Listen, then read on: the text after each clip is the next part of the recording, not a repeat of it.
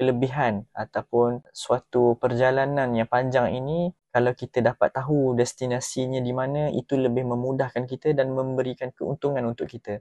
Orang yang nak bahagia di dunia dan di akhirat, maka dia kena tahu tujuan sebenar dia hidup dan destinasi dia. Allah Ta'ala menyatakan bahawa man kana yuridu harthal akhirati nazid lahu fi harthih wa man kana yuridu harthad dunya nu'tihi minha wa ma lahu fil akhirati min nasib. Ringkasnya adalah Allah Ta'ala menceritakan kepada kita bahawa orang yang mengejar kepada dunia, maka dia akan dapat dunia sahaja. Orang yang mengejar kepada akhirat, dia akan mendapat dunia dan akhirat. Kenapa begitu? Antara hikmahnya Allah Ta'ala menamakan dunia itu dengan kalimah dunia kerana dia datang daripada perkataan dana. Dana ini bererti rendah. Jadi orang yang mengejar dunia semata-mata, dia akan merendahkan kepada orang itu sendiri. Orang yang hanya mengejar kepada pangkat, nama, pujian manusia, apabila dia tak dapat benda itu dalam keadaan dia berbuat baik, maka dia akan sukar untuk meneruskan perjalanan dia. Akan tetapi kalau seseorang itu dia tahu tujuan dia adalah untuk bahagia di akhirat, ada ataupun tidak, ataupun kita kata